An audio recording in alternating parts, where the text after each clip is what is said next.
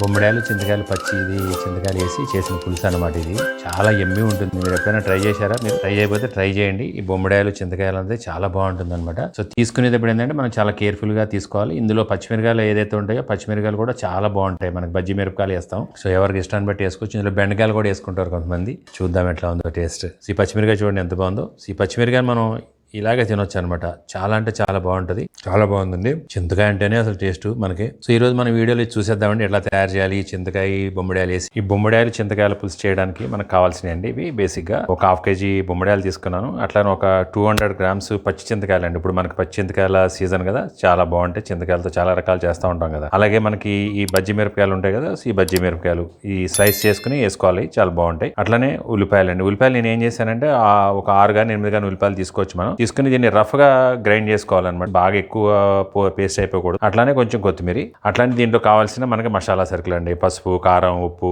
మెంతి పొడి, ధనియాలు, జీలకర్ర పొడి, అలాగే పచ్చిమిరకాయలు, అల్లం వెల్లిపాయ పేస్ట్ అండి. సో బేసిక్ గా కావాల్సిన ఇవేనండి మొత్తం. సో ఇప్పుడు మనం ఎలా తయారు చేయాలో చూసేద్దాం. 1.5 గ్లాస్ నీళ్లు తీసుకున్నాను నేను. సో దీంట్లో చింతకాయలు ఉన్నాయి కదండి. చింతకాయలు ఏం చేద్దాం అంటే మనం కొంచెం చిన్న ముక్కలు కింద తిరగొట్టుకుంటే ఉడకడం అన్నది బాగా ఈజీగా మనకి ఉడుకుతాయి అనమాట.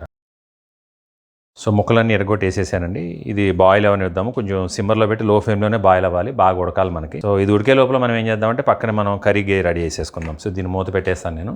సో ఒక పాన్ తీసుకున్నాను. దీంట్లో ఒక 5 స్పూన్లు ఆయిల్ వేసేస్తున్నాను నేను. సో పచ్చిమిరకాయని ఇట్లా సన్న ఘాటు కింద పెడదాము. రెండు వైపులా కూడా చిన్న ఘాటు కింద పెడదాం అంతే. పచ్చిమిరకాయ యాస్టీజ్ అలానే ఉంటుంది.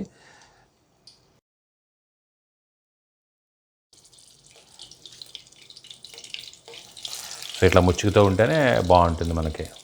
సో ఇందులో మామూలు పచ్చిమిరకాయలు కూడా నేను మా చెట్టు 2 కాయలు కోసేస్తున్నాను ఊరికనే. సో ఇవన్నీ కొంచెం బాగానే ఎగింది కదా. సో ఇందులో మనం ఆడుకున్న ఉల్లిపాయ పేస్ట్ కూడా వేసేస్తున్నాను.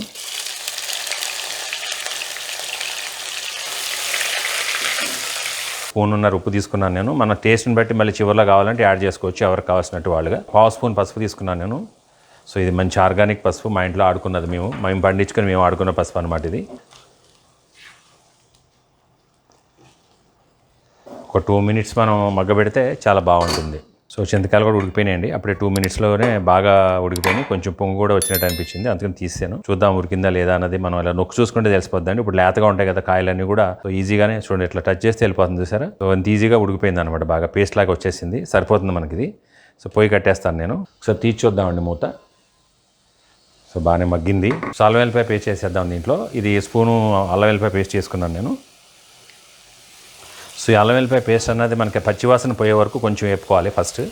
సో అల్లం వెల్లిపాయ పేస్ట్ చేశాక మనం మూత పెట్టకూడదు.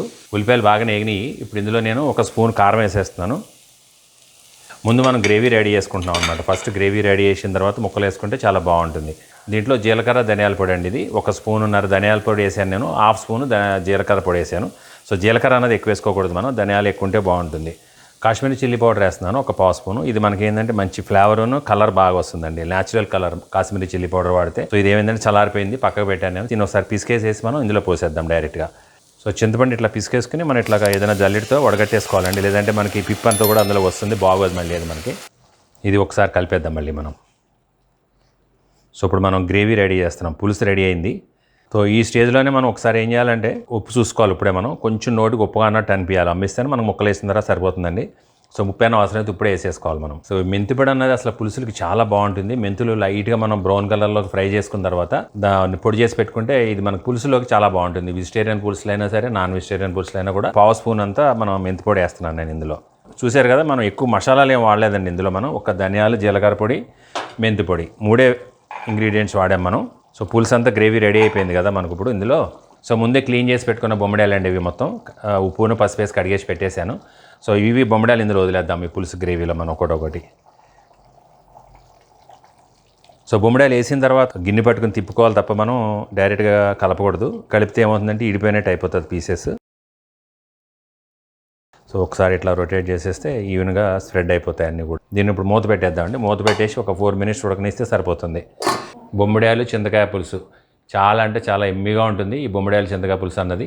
సో మూత తీసి చూద్దాం ఒకసారి. సో ఇది చాలా మంచి ఫ్లేవర్ వస్తుంది. సో ఇట్లా కలుపుకోవాలి మనం అప్పుడప్పుడు. టేస్ట్ ఇట్లా గిన్నె పట్టుకునే కలపాలి, గట్టి పెట్టకూడదు. బొమ్మిడాయ చూడండి ఎంత బాగా ఉడికిందో. సో గట్టి పెట్టి కదిపితే ఏముందంటే ముక్కల కింద ఇడిపోతుంది అనమాట. సో ఇప్పుడు అయిపోయింది. దీని మీద మనం కొత్తిమీర వేసేద్దాం. కొత్తిమీర ఏం చేశానంటే నేను చేత్తోనే తుంపాను. కొంచెం కొత్తిమీర బాగా కడుక్కోవాలి, ఎందుకంటే ఒకసారి వేసుకుంటుంది కొత్తిమీరలో. బాగా కడుక్కున్న తర్వాత మనం వేసేసుకోవాలి కొత్తిమీర. ఇట్లా వేసేసుకుని ఒక్క నిమిషం మనం మళ్ళీ మూత పెట్టేస్తే ఆ ఆవిరికి కొత్తిమీర ఫ్లేవర్ అన్నది రిలీజ్ అవుతుంది మనకు బాగా. సో అయిపోయిందండి, తీసేద్దాం ఇప్పుడు. ఇంకా దీన్ని బౌల్లోకి తీసేస్తాను. ఇది మనం తీసుకున్నప్పుడు హ్యాండ్లింగ్ చాలా ఇంపార్టెంట్ అండి. బొమ్మిడాయలు మనం వేసుకున్నప్పుడు కానీ తీసేటప్పుడు కానీ చాలా ఇంపార్టెంట్ అనమాట. సో పచ్చి చింతకాయ బొమ్మిడాయల పులుసు అండి, చాలా బాగా అంటే చాలా మంచి ఫ్లేవర్ వచ్చేస్తుంది. ఇప్పుడు తిందామానా ఉంది. సో మీరు కూడా మీ ఇంట్లో ట్రై చేయండి, ఈజీగా తయారు చేసుకోవచ్చు మీరు. బొమ్మిడాయలు ఇప్పుడు బాగా వచ్చే సీజన్, పచ్చి చింతకాయలు కూడా వస్తాయి ఇప్పుడు. సో రెండు కలిపి కాంబినేషన్లో చేస్తే అసలు ఈ టేస్ట్ మీరు మళ్ళీ మళ్ళీ వదలకుండా తింటారనమాట. సో ఈ వీడియో నచ్చితే తప్పకుండా లైక్ చేసి షేర్ చేయడం మర్చిపోకండి. మీ ఫ్రెండ్స్కి బంధుమిత్రులందరికీ కూడా షేర్ చేయండి, ఛానల్ సపోర్ట్ చేయండి. అట్లనే నా ఛానల్ సబ్స్క్రైబ్ చేయకపోతే సబ్స్క్రైబ్ చేసి బెల్ ఐకాన్ కూడా క్లిక్ చేయండి. సో ఈ వీడియో చూసినందుకు ధన్యవాదాలండి. ఇంకో వీడియోలో కలుద్దాం. సో స్క్రీన్ మీద ఇప్పుడు 4 వీడియోలు కనపడుతున్నాయి కదా, సో 4 వీడియోలు మీరు చూడండి, తప్పకుండా నచ్చితే అనుకుంటున్నాను నేను. సో నచ్చితే తప్పకుండా ఛానల్ సబ్స్క్రైబ్ చేయడం మర్చిపోకండి. Thank you. ఇంకో వీడియోలో కలుద్దాం.